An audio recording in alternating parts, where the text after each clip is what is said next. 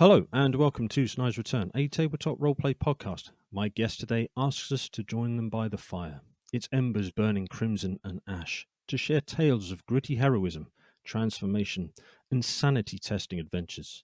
But before we settle down for our longest rest, we must account for our group, ensuring that no one is missing. Because once we have had our salty sweet fill, we need to be safe with ourselves and those we have journeyed with. What once burned bright like a neon city may now just have masked the way down below. So, as my body crumbles, I will use my last dying breath to welcome TTRPG content creator, writer, streamer, podcaster, and TTRPG safety toolkit curator, Kienna Shaw. Kienna, welcome to the show. Thanks for having me. What an awesome introduction, Tim. Oh, thank you. Well, before we get to the things I've sort of alluded to there in the introduction, could you tell us a little bit more about yourself and how you got into tabletop role-playing games, please? Yeah, so as mentioned, I am aware of many hats in the TTRPG space, but I did eventually get into it because of streaming. I am part of that generation of TTRPG players and creators who was introduced to the hobby because of actual plays that existed out there. So, I was in my first year of university. I was kind of feeling a little lost and unmoored, especially as a creative person, just kind of living away from home for the first time, not able to do any of my hobbies. I was just kind of not sure what to do with myself. And then one of the content creators that I followed at the time was like, "Hey, so I'm going to be playing Dungeons and Dragons on a stream. Come follow me over there." And I was like, "What's Dungeons and Dragons? I haven't heard of that before." Um, and so I did, and I went over to watch over on the Witch of the Coast channel, and I fell in love with it. And I was like, "Oh, this is what I was looking for, this kind of collaborative, like, play, and storytelling. Like, this is what I want in my life." And so I went in head first and went, "Oh, this is, I'm just gonna start going into the online community. I start looking at what other people are doing." Created a Twitter account, and eventually I made my way into watching other channels and getting involved in other channels, and I just go from there. It's been an unconventional path, but it's been a fun one. Wow, what more can you say to that? Except I have that one small unconventional path has spiraled into so many different projects. So when did we'll come back to community because that's quite an important thing for what you're working on at the moment and everything else that's sort of built up around what you've done so far. But where did following across to learn about D&D and then take part in these games? Where did that turn into?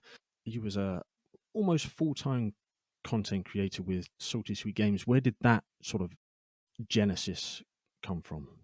Yeah, so for the first couple of years that I was in the space, I was pretty exclusively doing actual plays and actual plays on other people's channels. And I was often also on the back end. So I wasn't just, a performer, but I was also doing, community management. I was also like, handling the Discord and the Twitter accounts, or making graphics for the shows, or, any of these other elements of running a channel. And unfortunately, a lot of those places ended up being toxic, or abusive, and they, fell apart for good reasons. And it came to a point where me and my friend Lauren Irwin, who had been with me for most of my actual play career and shared many of these communities with me, we looked at each other and went, "Well, we love being able to play games with our friends. We love being able to do performance. We're both, theater theater nerds, and this was a great way for us to express that." And I went, "You know what? Like, let's try something ourselves because we built all these skills. We were doing half of the work anyways for all these Mm. other places. Like, we could put our heads together and make our own space, a space that we could feel safe in, and that we could just enjoy." Performing and putting on great actual plays. So that's where we started really delving into Salty Sweet Games and creating our own content there. Um, But in terms of all the other stuff I've done, it's mostly just been looking at the community and seeing what amazing stuff has been out there. It's the actual play community that introduced me to safety tools, and that's what I was like, "Oh, wow, like, why have I never heard about this before? Why have other people not heard about this before?" And filling out that need, by just creating a resource. And, it's also the community that pushed me towards, eventually going into doing design and writing work. Hmm. Seeing what amazing people have done in the indie space, especially on Itch.io. The encouragement that I got when I saw that there was a game jam happening that seemed to interest me, and being able to just dive into that and have again, people around me be able to encourage that. So yeah, it just all kind of goes back into the space and the people that I found as friends and as a network and as a support group Hmm. out there. Well, speaking of finding people and resources, just before we move on to some sort of delving a little bit deeper onto a few of those points, where can we find you and everything you're associated with, please? Yeah, so most of the time I'm over on Twitter. That's my main platform. Is at Kienna S. And most of my affiliated stuff are also at Kienna S, whether that's Itch.io or whether that's, DM's Guild or all that stuff, or my website. However, I do point towards a couple things. As I've mentioned, Salty Sweet Games. We're over on Twitch, or YouTube, and Twitter. All that stuff. That's all actual play content that I have co-founded and co-produced over there. And also, I encourage people to go check out Arcon, which is a system agnostic cyberpunk setting that I co wrote with my friend Jason Cutrone, which is now published through Metal Leaf Games and is available as PDF and also soon to be print as soon as the Oh. world is a little less on fire when it comes to paper and Hmm. shipping. But I will make sure there are links down in the description below this podcast. So please scroll down and follow those links. The various creative outputs that you have, I will ensure there are links down below. So please scroll down and follow those links to support Kienna and everything that you're associated with. So you mentioned there Salt Sweet Games and doing lots of sort of community and playing lots of different systems. Now, Salt Sweet Games, you've played a lot of different systems. You're currently playing through, and I'll try and get the pronunciation right, Masks of Nyarlathotep? And Nyarlathotep, yeah. It's Nyarlathotep. a we love our Lovecraftian names over here. Mm. Uh, God.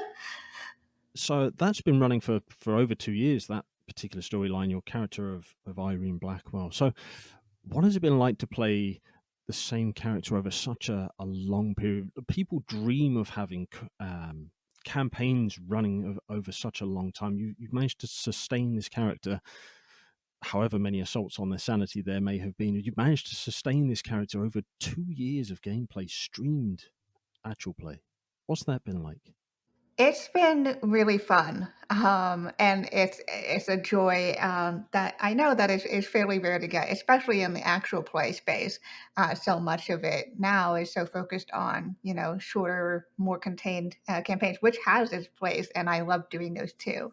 But it's a very rare space to be able to have a character who, in game, has been doing stuff for, like, 5+ years, Mm. and then out of game doing it for 2 years and really able to explore that, have the indulgence to explore that journey fully.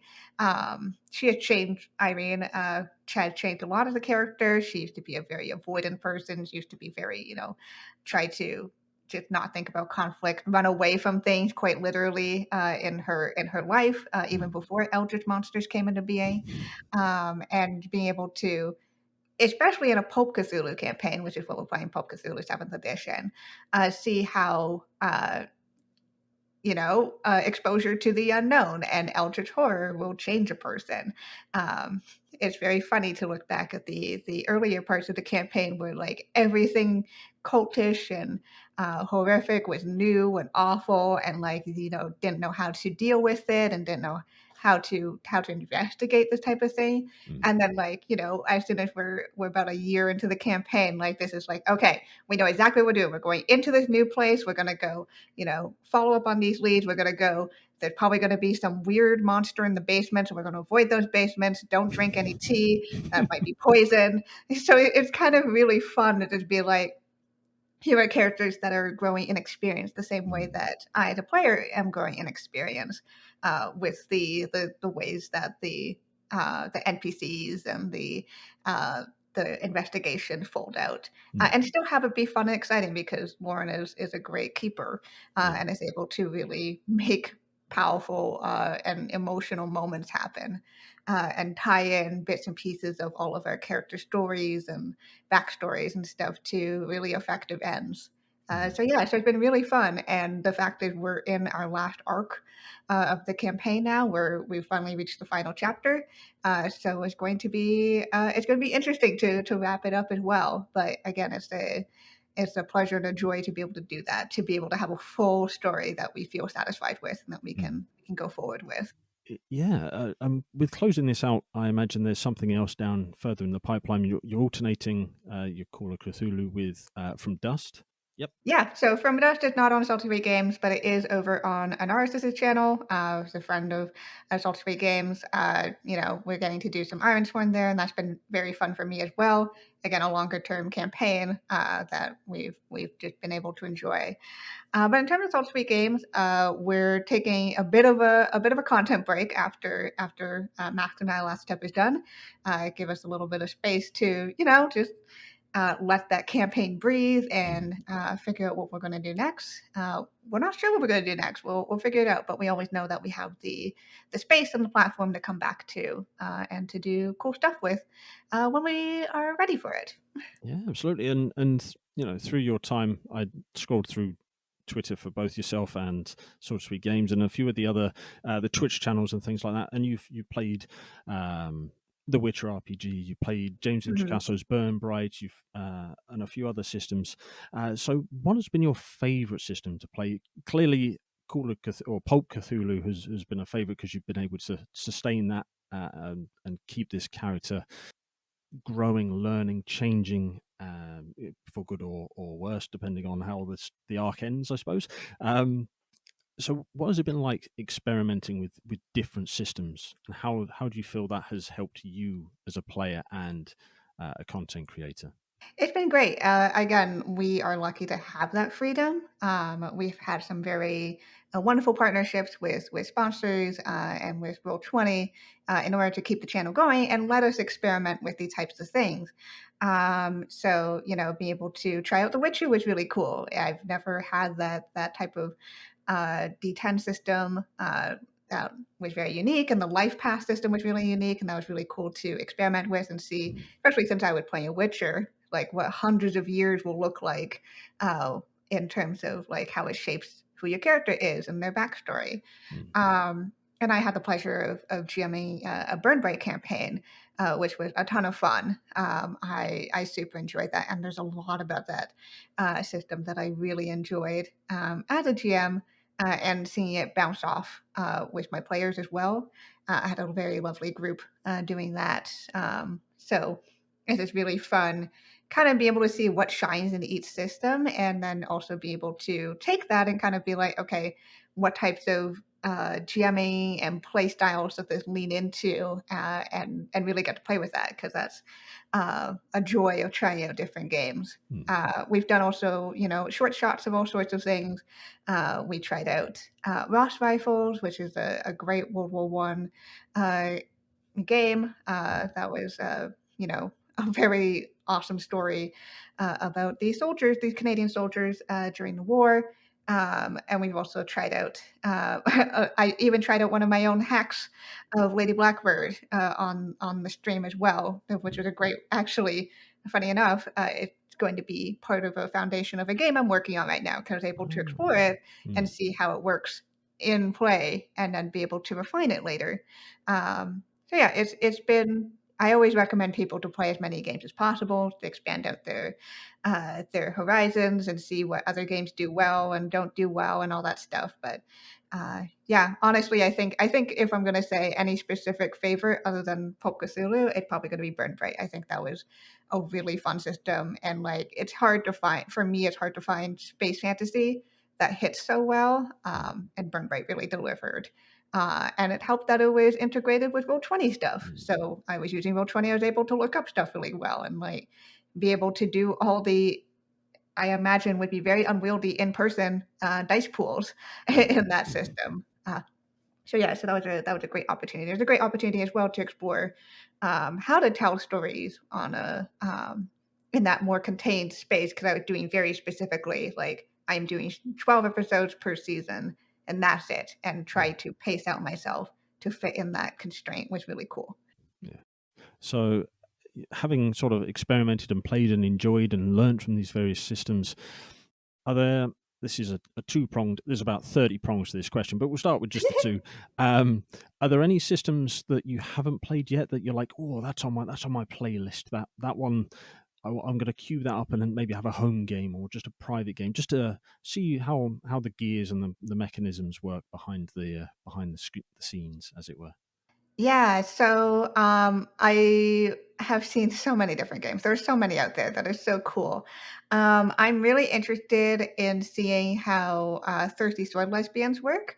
I mean, I know it's Powered by the Apocalypse based and everything, Mm, but Powered by the Apocalypse based games, take a lot of really cool freedoms from the system, mm, or from the SRD, and so I'm very intrigued about where they went with that. And I've seen that it seemed to be a really fun and fantastic game. And speaking of Powered by the Apocalypse, the Urban Shadows, the second edition, is coming out. We have played campaigns of Urban Shadows first edition on different channels, and so I'm really interested in seeing what's new and improved mm. in 2E. For sure, because that's I really enjoyed that the urban fantasy situation there. So I'm definitely interested in checking that out as well. I'm trying to. There are so many different games out there. I'm trying to just like think of them in my head, because yeah, there's people are coming out with all sorts of stuff all Yeah, the time, and it's so absolutely, cool. definitely, definitely. So, to save you from sort of trying to remember or think of something, let's turn the focus back around onto yourself then.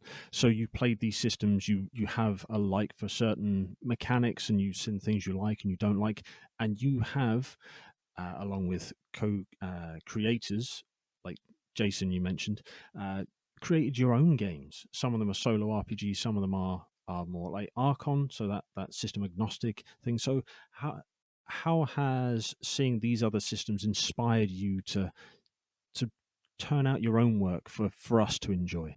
Yeah, so I what I really enjoy about different systems existing is that they help facilitate different types of stories and emotional experiences. And really understanding how mechanics create that emotional space or experiential space is something that's really interesting to me. And so a lot of my ideas come down to, I'm just thinking about, oh, what if I could make, this type of vibe? Mm, A lot of, I joke that a lot of my games are just vibes with some rules to it. Which means that they generally are fairly focused in on a very specific thing.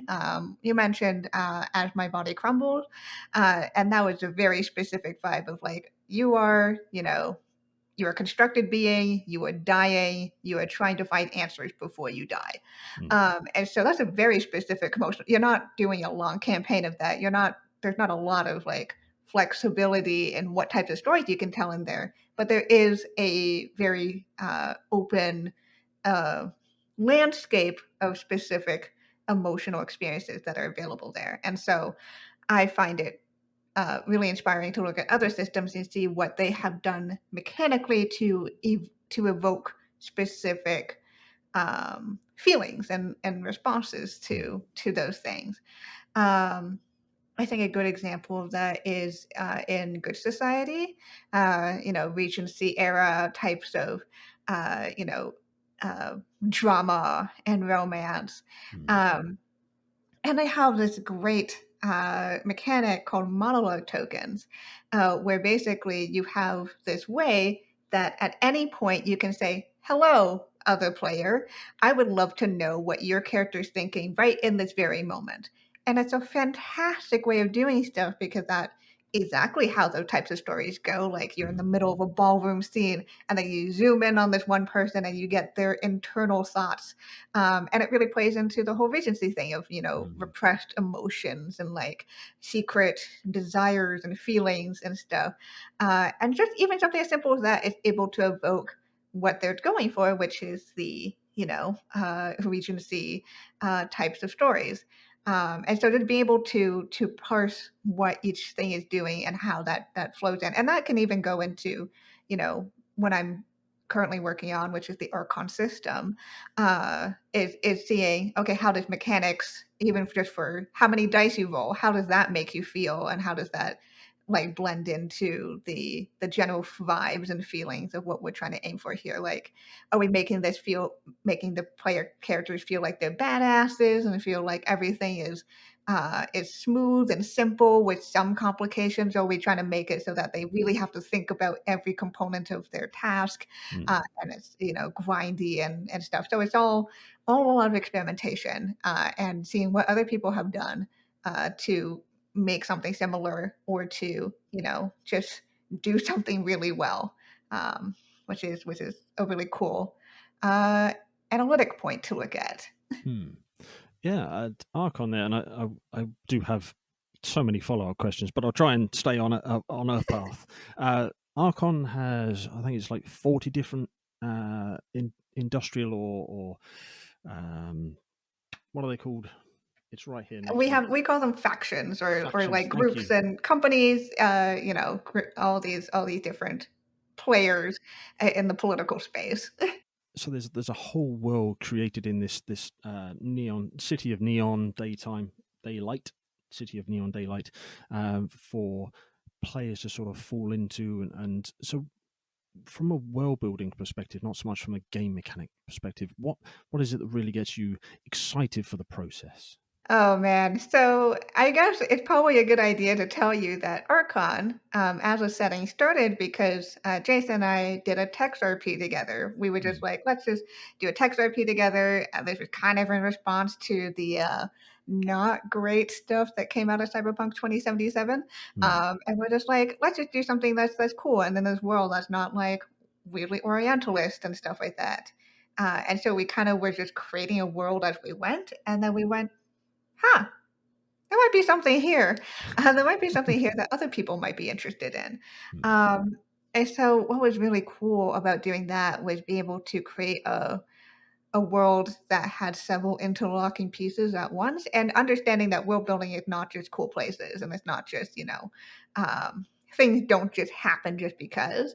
Any world is a combination of history and of people and of science and of politics. mm, So finding just be able to weave all those pieces together to create an environment that makes sense, and sometimes doesn't make sense within itself, because that's the life. Contradictions happen within itself all the time, and be able to do that from a very specific principled lens that we had. So we were at the beginning of the book, we outlined here are our principles about what cyberpunk is in this world, just because cyberpunk has grown in its meaning, mm, depending on who you talk to.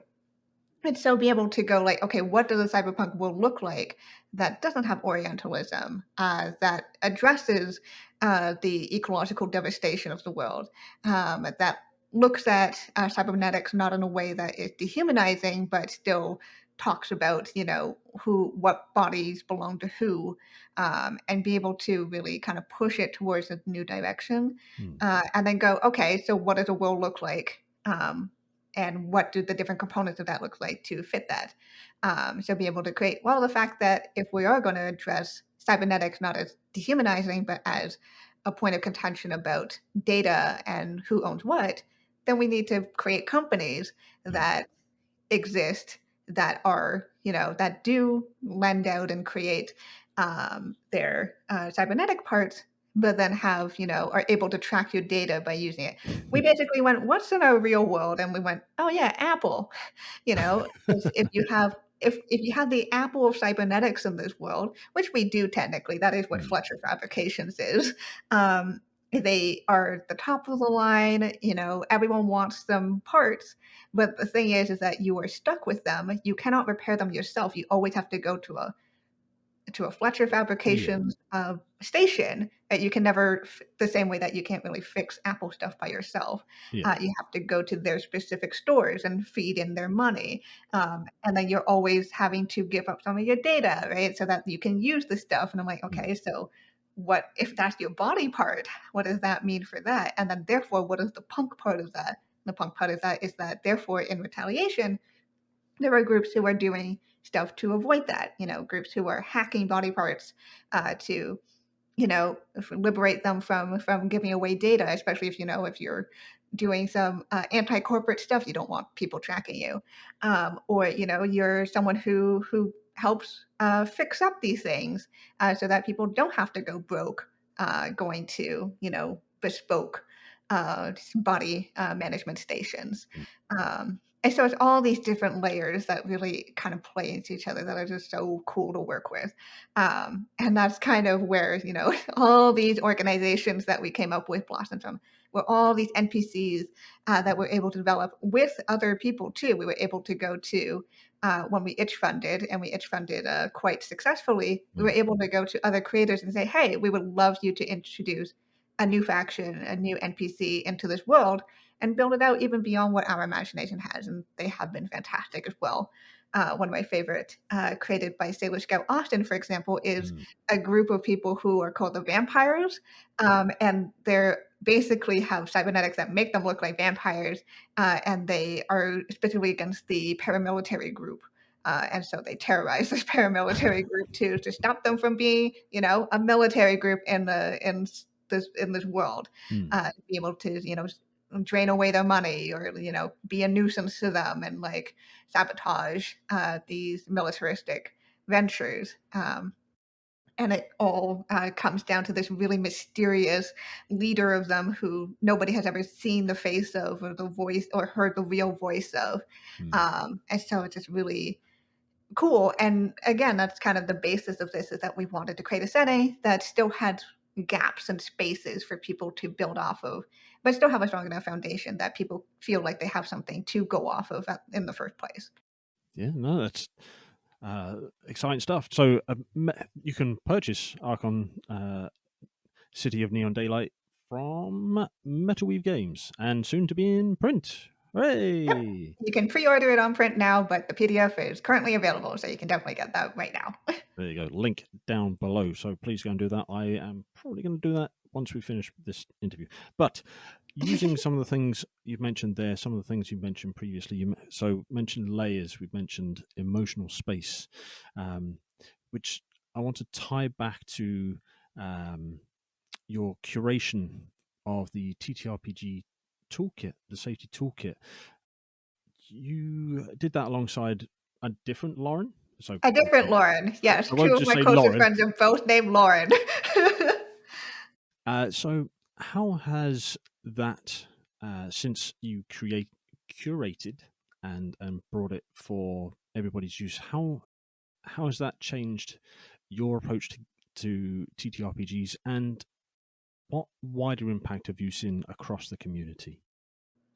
Yeah, so that's a really fun question. So in the very, very beginning, the very first iteration of what would become the toolkit was from me again. Like I said, when I was deep in the actual play space, one of the communities I was involved in, and the channels I was involved in, they use safety tools on stream. I was like, oh wow, this is great. I wish I had this before. Like they were using the X and O cards. And I was like, oh wow, like I wish I had something like this. Like I wish I knew this earlier so that I could have used it in my own games, or I could Mm. have been able to bring it up in some of my own play experiences. Because unfortunately, my very first play experience was with a group that crossed boundaries very quickly, Right. and so I noped out of that after the first session. And I was like, wow, this is great. Like I wish more people knew about this.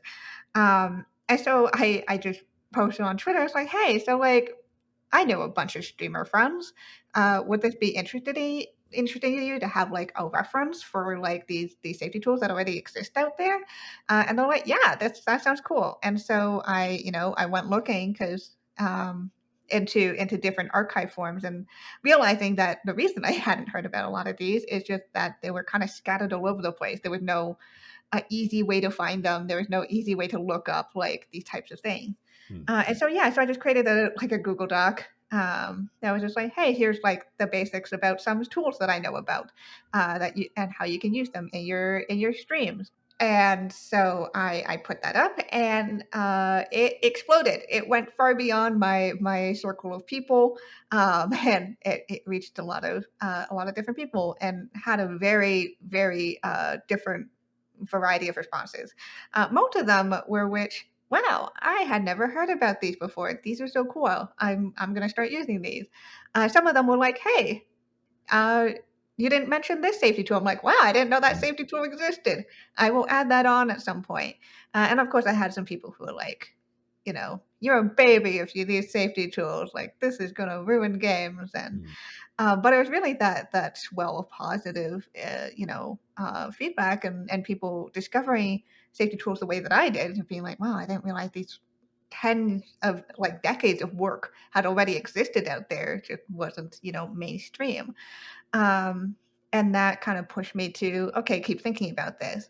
And then Lauren Bryant Monk, she reached out to me and she's like, hey, so there's a con happening local to me, and it would have been a couple hours away from me, where I was living at that time. And it's like, do you want to like do a talk about safety tools at this con? And we're like, yeah, that sounds like great. So we started prepping for that, and then we were told that the room we were going to have for this panel that we are going to put on about Safety Tools 101 wouldn't have any AV in it, so no screen, nothing. We're like, oh shoot, okay, well that goes down. There goes out most of our ability to talk about this stuff. Mm. And then we were like, wait, I was like, I need to create something. I need to make an update to the original document that I had. Why don't we just make a link that people can go to. Mm. And so we updated the guide. We created a Google folder that just had, information about safety tools and like ways to contact us and like ways to look more into safety stuff and all the original links to all the sources that we could find. Um, and so we put that together for specifically for the con, but also for a wider distribution, so that when we went to the con, we were able to give out links, and that's where the Bitly link originally comes from. And I was also able to post it on Twitter, be like, "Hey, so remember that document that I made? That was kind of a whim. Like we've actually developed out a proper full resource out of this." Mm. And that also exploded. And then it just kind of grew from there. And we were very honored to be any winners for 2020 for free product there, and just be able to see more and more people be able to refer to something and use that as a jumping off point for creating safer spaces in their gaming world, whether that's at the table, whether it's with inside of their own games as well. So that's where it all kind of had started and where it's grown from there. It's just more and more people have started using and talking about it because it's just more accessible. And of course, it's come with its, with its bumps in the road. Of course, there's been, people who have mistaken us for creators of the safety tools in there, which we have very clearly stated in several different places that no, we're not. Like, we have literally pointed you to the actual originators of the tools. Please Mm. go credit them instead. We've also had, series of harassment and people telling us that we're ruining games and all that stuff. But in the end, again, it's just been a positive force. And even the past, few years, it's been amazing to see just how much more widely accepted safety tools are, how much, it's just general practice to Mm. talk about safety in your games. And this is in the actual play space, this is in the writing and design space. Um, I think, we have been able to bring it into mainstream conversation again. Like the toolkit and what Lauren and I did are not the only reasons that happened. There's been a ton of other amazing work that's been done by other creators in the space to make this happen.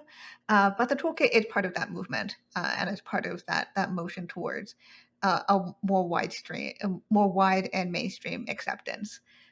So yeah, so that's been a kind of a wild thing that happened, and now Lauren and I are able to expand out of just curation work and be able to work with game designers and stuff to create specific safety tools for their games. Mm. So rather than just having these as like a third party thing uh, built into the actual system itself. So we were able to work with Kieran Gillen and Rowena Deckard on Die RPG. We were able to work with Sean Tompkin on Starforged. Mm. So that's been really cool. Is just be able to see people push it forward even more and try to from the baseline, from the foundation, bringing that safety of principle and care right into their games.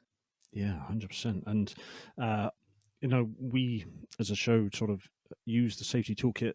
It was how was it phrased to me? It was phrased as calibration tools. So we take the safety toolkit and we use them to calibrate the table to the game you wanted to play, and it's such a great resource. You've curated, as you say, not created, curated. Yeah.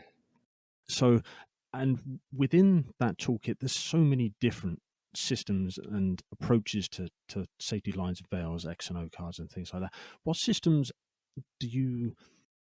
What are your favorite sort of tools in the toolkit to use? What are your preferred tools?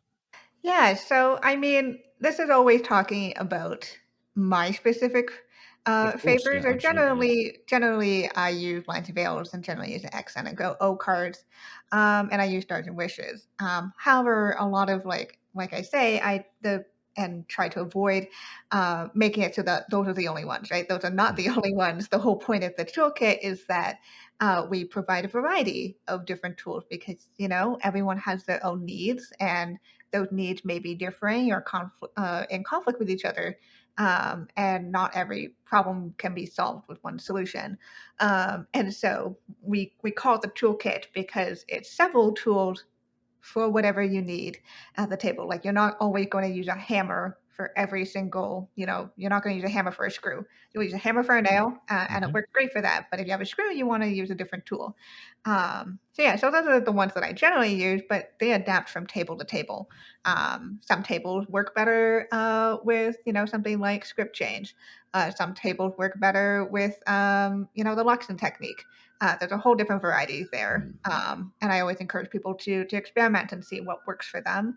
And when they have something that works for them, to not always be set on that. Just because sometimes if you have different people at the table who have differing needs, you might need to be a little more flexible absolutely. and find solutions and compromises that works for everybody. Mm.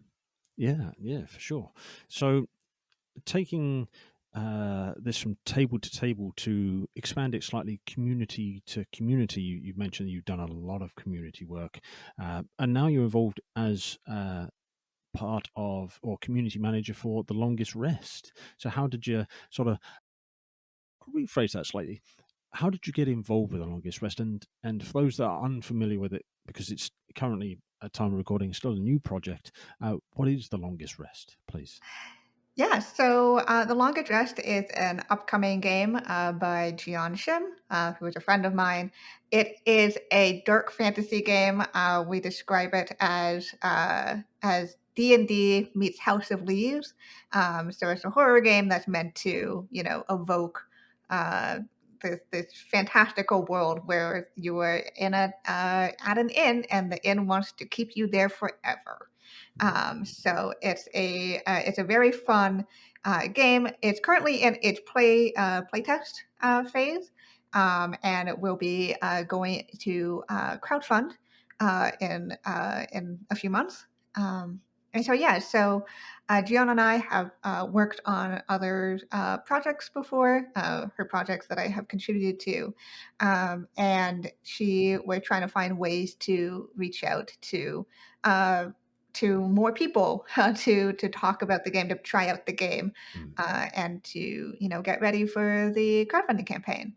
And so she reached out to me and say like, "Hey, like I don't have the expertise on this.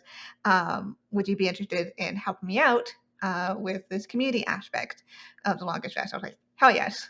I am now the director of community coordination there, which is basically just how do we get this game into the hands of as many people as possible, and get as many people interested and Mm. excited about it.